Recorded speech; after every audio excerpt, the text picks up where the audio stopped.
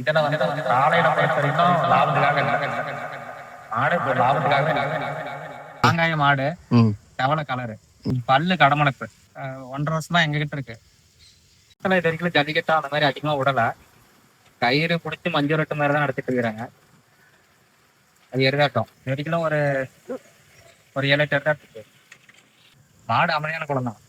வெளியே போனா மட்டும்தான் அதனுடைய எங்க என்ன வேலை செய்யணுமோ அந்த வேலையை கரெக்டா செய்யும். வீட்டுல எல்லாருக்கும் லேடிஸும் பிடிக்கலாம், ஆம்பளைங்க குழந்தைங்க எல்லாருமே பிடிக்கலாம். நல்லா பழகும். மாடு ஒரு 1.5 வருஷமா எடுத்தோம்.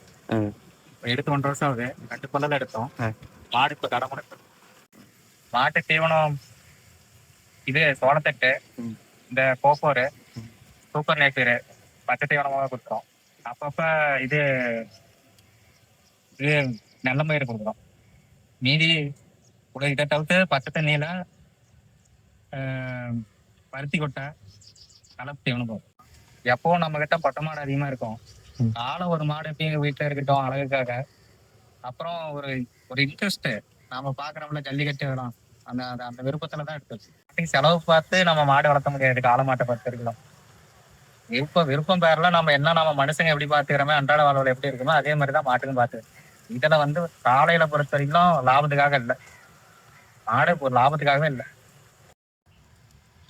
நார்மலா வீட்டுல ஃபங்க்ஷன்னா கூட முன்னாடி மாடு எருது போகணும்னு ஆசைப்படுறாங்க. அதனால இன்னும் கொஞ்சம் வளர்த்துறேன்னு ஒரு ஆசை இருக்கு. வெளியே போய் எங்கேயும் தங்கலாம் முடியாது. மாட்டு கூட எப்படி ஓட்டுல கிளம்புறாணி கூட்டி தெரியுமோ அந்த மாதிரிதான். சாயந்தரம் நம்ம காலையில எங்க போனாலும் சாயந்தரம் நம்ம மாட்டுட்டு இருந்தேதான் ஆகணும். மாடு எப்போ நம்ம கூட இருக்கிற மாதிரிதான். நிறைய எல்லாரும் வளர்த்தணும். அதிகமா வெட்டுக்கு போறது, அதிகம் ரொம்ப முடியாம போறது வேற. ஈஸியா 2 பல்லு 4 பல்ல இந்த மாதிரி வெட்டு கொடுக்கறத கட்டுப்படுத்தணும். கவர்மெண்ட் டேக் ஓவர் பண்ணணும். அதிகமா ஏதாவது சப்சிடி மாதிரியோ தீவனம் மாதிரியோ அதுக்கு ஏதாவது ப்ரொவைட் பண்ணாங்கன்னா நல்லா இருக்கும். காளை மாட்டுக்கு நல்லா எல்லா மாட்டுக்குமே கவர்மெண்ட் கொஞ்சம் சப்போர்ட் பண்ணா நல்லா இருக்கும்.